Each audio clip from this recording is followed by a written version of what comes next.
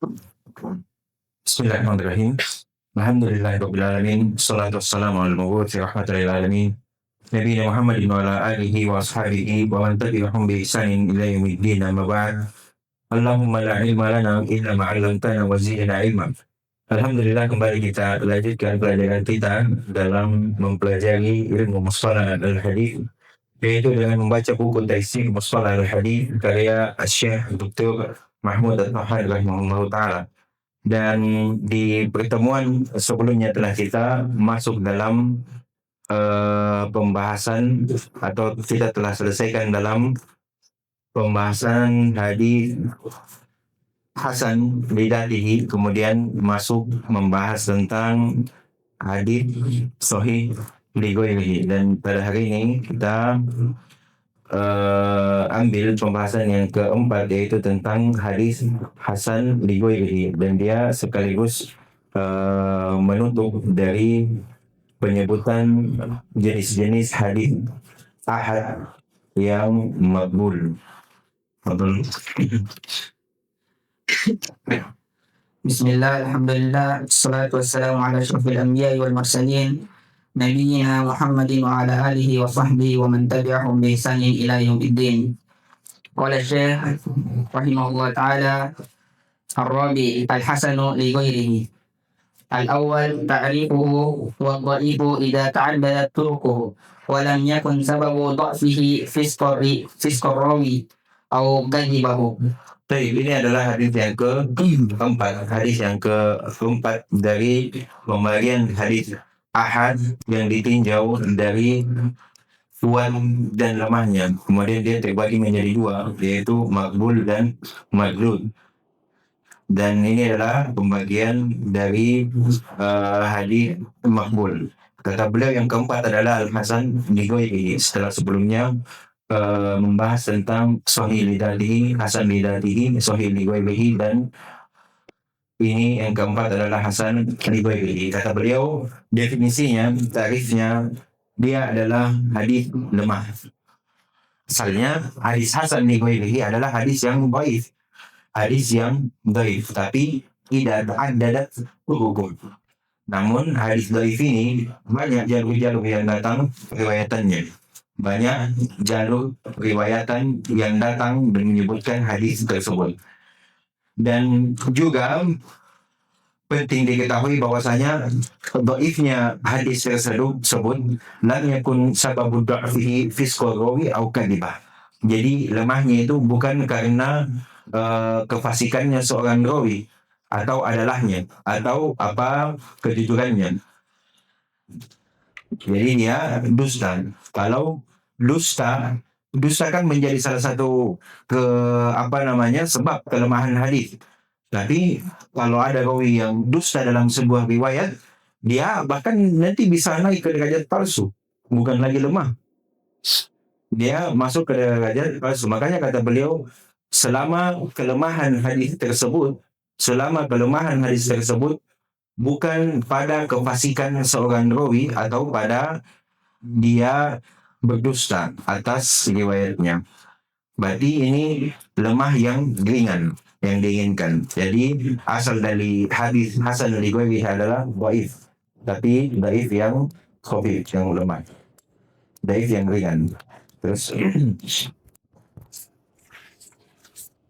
Wa yustafadu min hadha ta'rifi anna dhaifa tartaki ila darajatil hasani li ghairihi bi amrayni huma al-hamza ayyurwa min tariqin akhar fa aksara ala ay yakuna tariqul akhar mislahu aw aqwa minhu.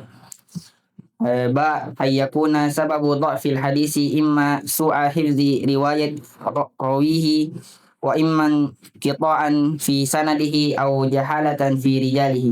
Baik, maka kata beliau, yustafadu min hadha ta'rif, diambil faedah, disimpulkan dari definisi ini bahwasanya hadis dhaif itu dia yartaqi, bisa naik ke derajat hasan li ghairihi dengan dua perkara.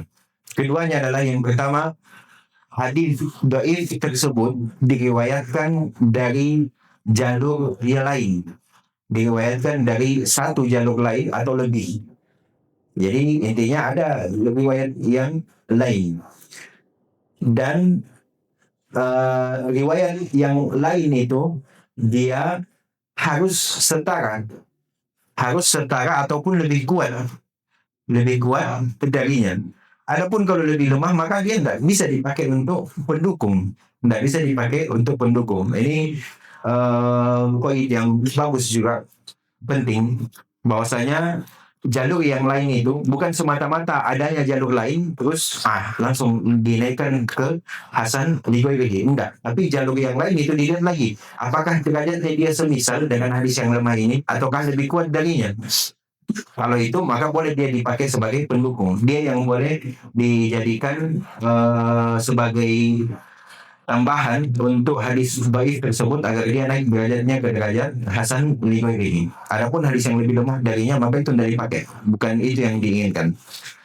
Kemudian yang kedua katanya bahwa sebab dari kelemahan hadis tersebut baik itu sekedar jeleknya, kurangnya hafalan dari rawinya, berarti ini tidak tamat dobel. Dan ataupun dia terputus pada sanadnya atau jahalah fi rijalihi, ada majhul dalam rawinya. Jadi bukan karena ada rawi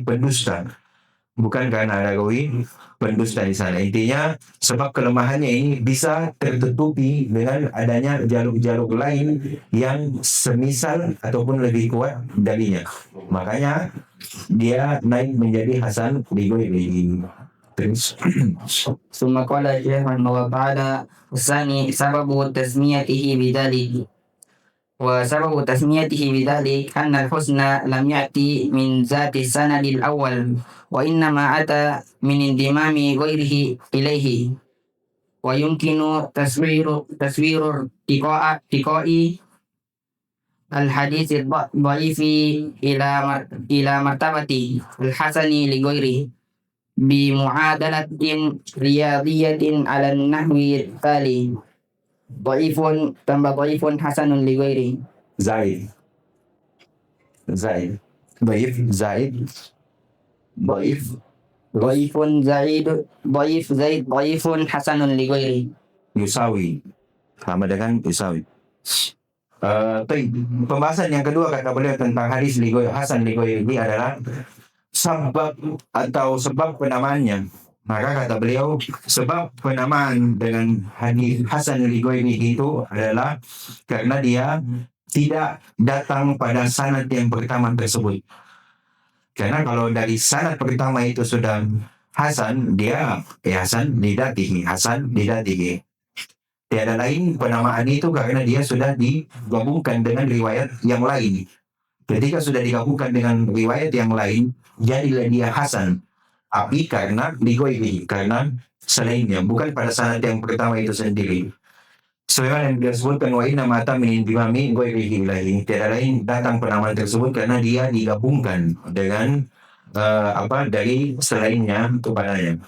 Dan kata beliau, dan mungkin digambarkan tentang naiknya derajat hadis yang lemah kepada derajat hadis Hasan di ghairihi dengan persamaan matematis bagaimana berikut. Dhaif Zaid Dhaif Yusawi Hasan di ghairihi. Dhaif tambah hadis dhaif sama dengan Hasan di ghairihi. Dan perlu diingat hadis dhaif ini adalah bukan sebab dhaifnya itu bukan karena adanya rawi yang pendusta di dalamnya. Jadi tingkat kelemahannya adalah tingkat kelemahan yang bisa dikatakan ringan.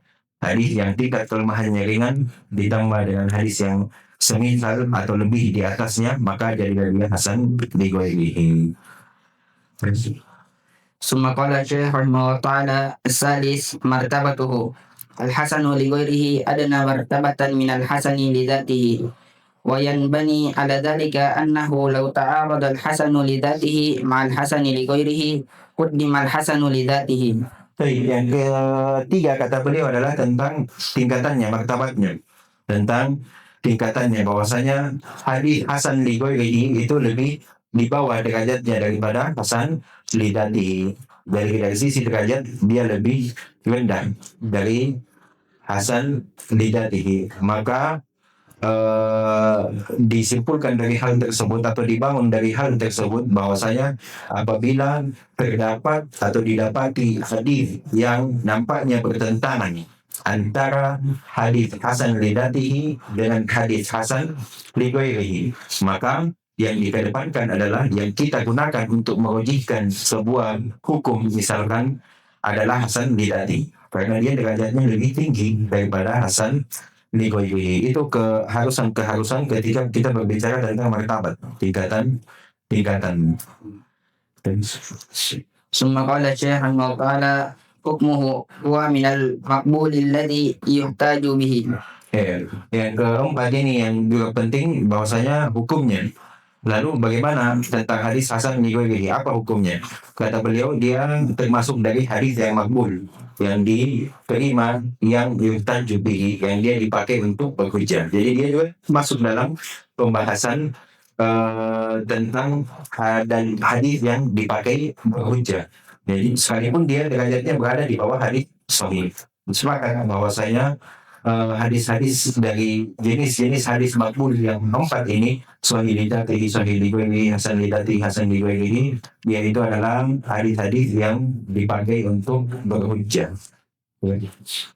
ثم قال الشيخ رحمه الله تعالى الخامس مثاله ما رواه الترمذي وحسنه من طريق شعبة عن عاصم بن عبيد الله عن عبد الله بن عمر بن ربيعة عن عبد الله بن عامر بن ربيعة عن أبيه أن امرأة من بني فزارة تزوجت على نعلين فقال رسول الله صلى الله عليه وسلم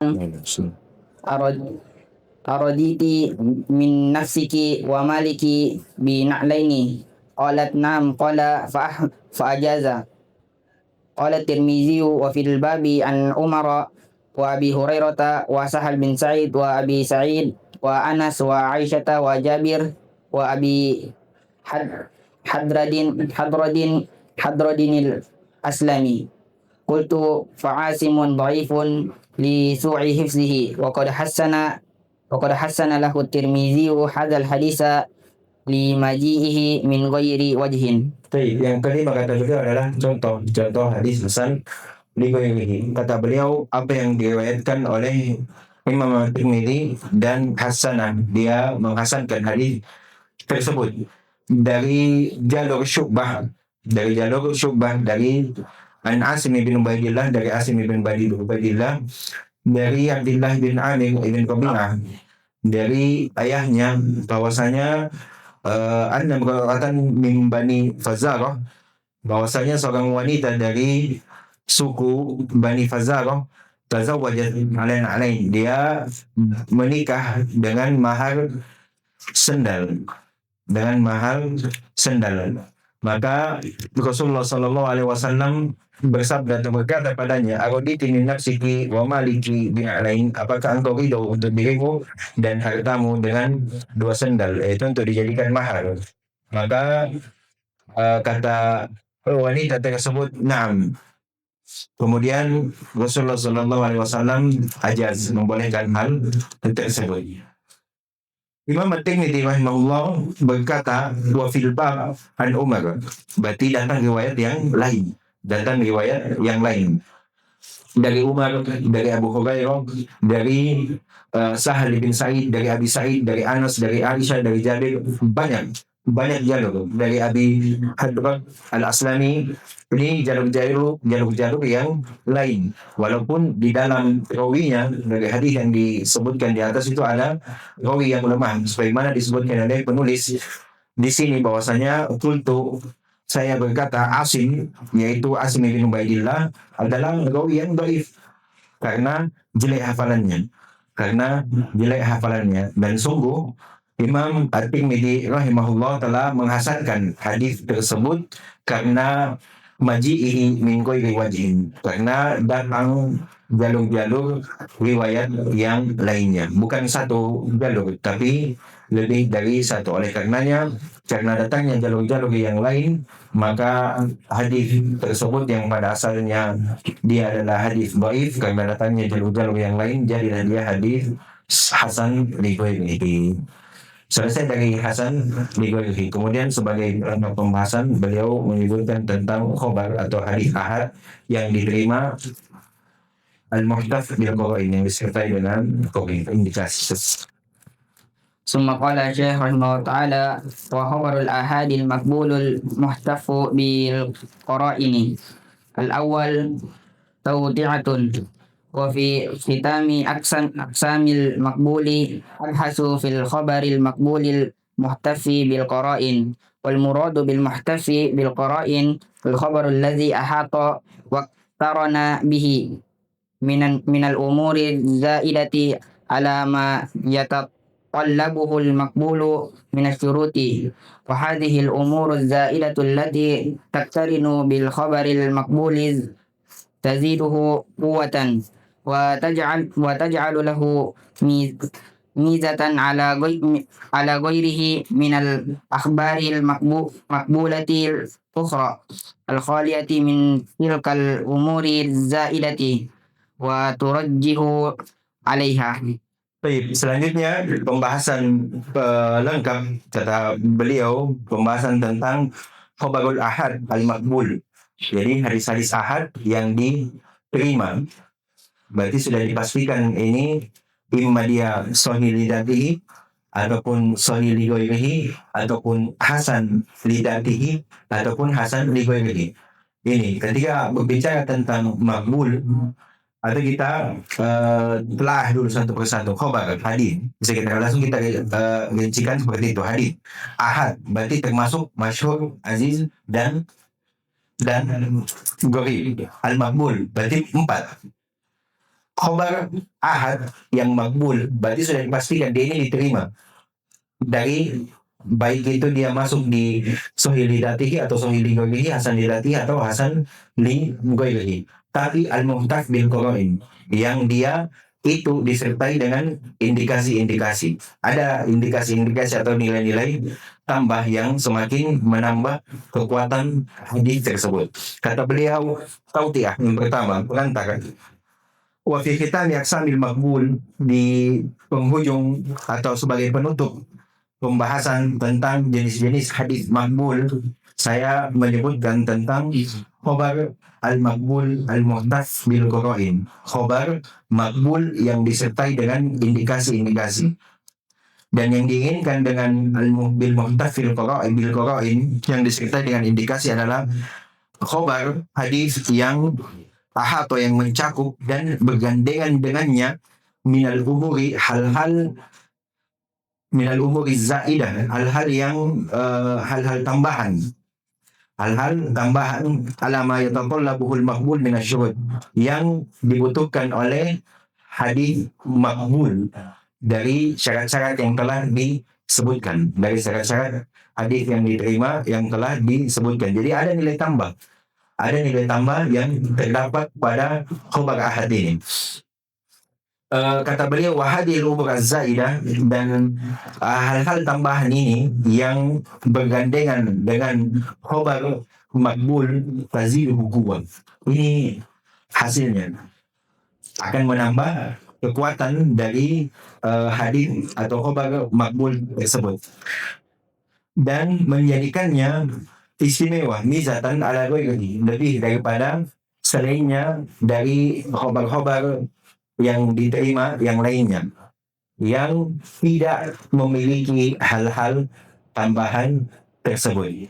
Dan dia juga bisa menjadikannya sebagai hadis atau khobar yang dirojihkan daripada khobar-khobar yang tidak memiliki nilai-nilai tambah tersebut. Jenisnya ثم قال الشيخ رحمه الله تعالى: الثاني أنواعه الخبر المقبول المحتف بالقرائن أنواع، أشهرها الحمزة ما أخرجه الشيخان في صحيحيهما مما لم يبلغ حد التواتر فقد فقد فقد احتفت به قرائن منها. الأول جلالتهما في هذا الشأن. الثاني تقدمهما في تمييز الصحيح على غيرهما.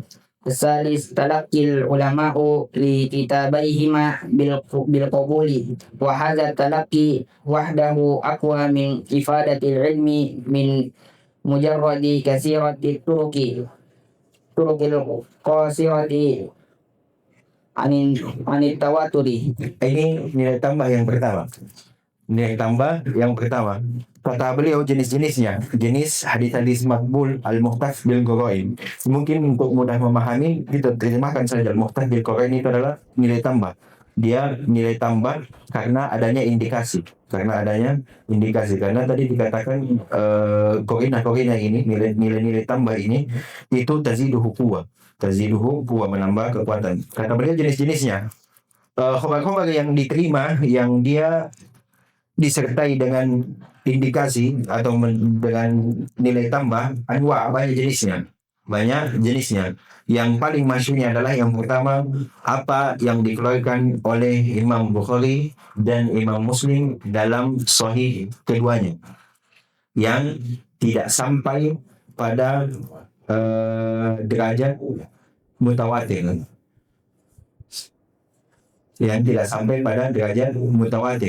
karena kalau sampai pada derajat mutawatir itu bukan lagi pembahasan khobar ahad, sementara kita ini masih dalam pembahasan tentang khobar ahad makbul yang dia memiliki nilai tambah. Apa saja nilai-nilai tambah itu? Ini yang pertama. Nilai tambah yang pertama, apabila khobar ahad yang makbul tersebut adalah diriwayatkan oleh Imam Bukhari dan Imam Muslim dan dikeluarkan di kedua sahihnya. Kemudian pertanyaan, kenapa hal tersebut menjadi nilai tambah? Kenapa dia menjadi nilai tambah? Yang pertama, karena kemuliaan keduanya. Kemuliaan Bukhari dan Muslim fi hadas sya'an, dalam ilmu hadis ini. Ya, tidak diragukan lagi tentang kemampuan mereka berdua dalam ilmu hadis. Itu yang pertama. Kemudian yang kedua adalah karena dia didahulukan atau Bukhari dan Muslim adalah dua orang yang paling terdahulu dalam membedakan atau menyendirikan hadis-hadis sahih. Dia adalah pendahulu. Kemudian yang ketiga adalah sebab dijadikannya Bukhari dan Muslim itu sebagai tambahan nilai pada sebuah khobar ahad yang makbul adalah karena para ulama telah sepakat untuk menerima Sahih Bukhari dan Sahih Muslim. Bahkan kata beliau, wahada talaqi wahdahu aqwa fi ifadatil ilmi min mujarradi kasratil turuqil qasirati anit tawatur.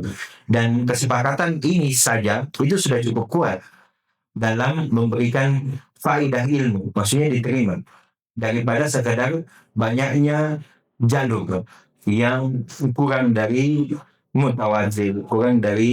hadis mutawatir. Itu nilai tambah yang pertama terhadap khobar makbul, yaitu ketika dia dikeluarkan oleh Bukhari dan Muslim dalam kedua sahihnya. Yang kedua, ثم قال الشيخ رحمه الله تعالى المشهور إذا كانت له طرق متباينة سالمة كلها من ضعف الرواة والعلل. Yang kedua, nilai tambah yang kedua adalah apabila khobar ahad yang makbul tersebut merupakan khobar masyhur. Khobar yang masyhur kan banyak jalannya, banyak jalur-jalurnya. Kata beliau, jika kanat lalu turukun mutabayinan, apabila dia memiliki jalur-jalur yang saling melengkapi, yang saling berbeda-beda dan saling melengkapi, yang selamat, semua jalur-jalur tersebut selamat dari kelemahan rawi dan illah dan cacat. Ini nilai tambah yang kedua. Karena kan dipahami ya, khobar ahad dia terbagi tiga, masyhur, aziz, dan gharib. Maka yang masyhur ini apabila dia banyak jalurnya saling melengkapi, ini menjadi nilai tambah. Ini menjadi nilai tambah. ثم قال الشيخ رحمه الله تعالى جيم الخبر المسلسل بالأئمة الحفاظ المتقنين حيث لا يكون غريبا كالحديث الذي يرويه الإمام أحمد عن الإمام الشافعي ويرويه الإمام الشافعي عن الإمام مالك ويشارك الإمام أحمد وغيره في رواية عن الإمام الشافعي ويشارك الإمام الشافعي كذلك غيره في رواية عن الإمام مالك. Subhanallah. Jadi ini yang ketiga, nilai tambah yang ketiga. Ketika khobar ahad yang makbul tersebut, pada asalnya dia sudah makbul, pada asalnya dia sudah diterima, hanya dia akan tambah lagi kekuatannya ketika disertai dengan tiga indikasi ini. Ini indikasi yang ketiga, yaitu khobar tersebut musalsal bil a'immatil huffaz al-mutqinin. Maksudnya dia diriwayatkan dari imam yang mungkin. Kemudian imam yang mungkin ini juga meriwayatkan dari imam yang mungkin lagi. Nah, ini tentu akan lebih menambah kekuatan dari hadis tersebut. Tapi kata beliau, haitsu la yakunu ghoriban, selama khobar tersebut bukan khobar yang gharib. Berarti dalam poin ini yang masuk hanya masyhur dan aziz. Maka kata beliau, seperti contoh hadis yang diriwayatkan oleh Imam Ahmad dari Imam Asy-Syafi'i. Ya kan dua orang imam jalil mulia. Ini tidak diragukan lagi tentang keimaman dari keduanya. Dan diriwayatkan atau apa yang diriwayatkan oleh Imam Asy-Syafi'i dari Imam Malik. Dan Imam Syafi'i meriwayatkan dari Imam Malik. Juga apa yang Imam Ahmad berserikat dengan selainnya dalam meriwayatkan dari Imam Asy-Syafi'i, dan Imam Asy-Syafi'i berserikat juga dengan selainnya dalam meriwayatkan dari Imam Malik. Contoh dalam hadis disebutkan dalam sebuah hadis dan diriwayatkan oleh Imam Ahmad sudah satu, yang meriwayatkannya adalah seorang imam. Kemudian kata Imam Ahmad, haddatsana Muhammad ibn Idris Asy-Syafi'i, dia meriwayatkan dari imam rahimahullah. Kemudian kata Imam Asy-Syafi'i, akhbarana Malik, Imam Malik meriwayatkan dari imam lagi, An-Nafi' an Ibnu Umar. Ini Malik dari Nafi dari Ibnu Umar, silsilah apa namanya? Sudah kita sebutkan kan? Silsilah salah satu asal Hasanani disebutkan dia juga silsilah ad-dahabiyah, silsilah emas. Hadatsana kata Imam Ahmad, hadatsana Muhammad bin Idris Asy-Syafi'i rahimahullah, akhbarana Malik an Nafi' an Ibnu Umar radhiyallahu anhu anna Rasulullah sallallahu alaihi wasallam qala la yabi'u ba'dukum ala bai'i ba'di, dan seterusnya sampai akhir hadis. Itu contoh hadis yang musalsal bil a'immah. Maka jika didapati hadis yang seperti ini, dia tambah lagi kekuatannya. Walaupun pada dasarnya dia adalah sudah hadis yang diterima. Tapi ketika ada yang musalsal bil a'immah, maka dia lebih kuat lagi. Yang dia akan lebih nampak nanti ketika mentarjih sebenarnya. Misalkan ada sama-sama khobar yang makbul, sama-sama diterima, dan nampaknya bertentangan dari kedua hadis ini. Sama-sama khobar ahad yang makbul dan nampaknya bertentangan. Tapi salah satu dari kedua ini adalah musalsal bil a'immah. Maka mana yang kita pakai untuk merujukkan sebuah hukum? Yang musalsal bil a'immah itu yang diinginkan dari pembahasan ini, yang muqtad bil qawaid. Karena kenapa? Karena tazidu quwwah, karena menambah kekuatan dari hal tersebut. Nah, ini dipakai oleh ahli usul, dipakai oleh ahli fikih dalam mentakdirkan hukum-hukum. Jadi itu ketika itu ya pastinya ketika tidak mampu dijamak. Ketika tidak mampu dijamak, tidak mampu kedua, ketika dapat hadis bertentangan, usul fikih belum. Belum? Belum, belum. Tidak saya bahas. Belum atau sudah? Hah? Takut belum? Oh, nanti aja kan. Mungkin saya melampaui yang punya fun, yang punya bidang. Lanjut. Terakhir. ثم قال الشيخ رحمه الله تعالى الثالث حكمه هو أرجح من أي خبر مقبول من أخبار الآحاد فلو تعارض الخبر المحتف بالقرائن مع غيره من الأخبار المقبولة قدم الخبر محتف بالقرائن. Ini sih disebutkan ternyata. Dan terakhir kata beliau adalah tentang hukumnya. Dan kata beliau huwa arjah, yaitu khobar ahad makbul. Khobar ahad makbul muhtas bil qarain. Dia yang paling rojihnya. Dia yang paling rojih dari khobar-khobar, dari hadis-hadis yang diterima berupa atau dari khobar-khobar ahad. Dari khobar-khobar ahad. Maka bila ta'arud bertentangan antara khobar yang disertai dengan korina yang memiliki nilai tambah dengan selainnya dari khobar-khobar makbulah tentunya yang tidak memiliki nilai tambah, maka kata beliau quddimal khobar al-muhtafu bil qarain, maka dikedepankan khobar atau hadis yang padanya terdapat nilai tambah. Ini sangat penting nanti untuk kita gunakan ketika didapati adanya pertentangan dalam hadis, atau ketika kita dapati adanya khilaf pendapat di kalangan para ulama. Mana yang kita mau kuatkan? Dilihat lagi apa dalil apa yang mereka pakai dalam hal tersebut. Kemudian kita lihat lagi dari dalil tersebut. Apabila dari khobar ahad yang makbulah, sama-sama makbul, maka dilihat ada tidak salah satu dari 3 korina ini yang bisa menambah hal tersebut. Nah, kalau didapati itu, maka itu yang kita kuatkan. Berarti yang lain kita tidak pakai pendapatnya. Seperti itu nanti ujung-ujungnya yang diinginkan. Dari sampai sini nampak bagi kita bahwa pentingnya mempelajari ilmu alat, termasuk ilmu mustalah, usul fikih dan lain sebagainya. Adapun ilmu fikih itu adalah ilmu goyah hasil itu yang digunakan ilmu alat untuk menghasilkan hukum-hukum yang dikeluarkan dari dalil. Allahu a'lam. Insyaallah kita lanjutkan lagi di pertemuan berikutnya tentang pembahasan yang kedua dari jenis hadis makbul yang ditinjau dari dia di makbul ini dan goyah makbul ini billahi ta'ala. Subhanallah wa bihamdihi, asyhadu an la ilaha illa anta, astaghfiruka wa atubu ilaik. Alhamdulillahirabbil alamin.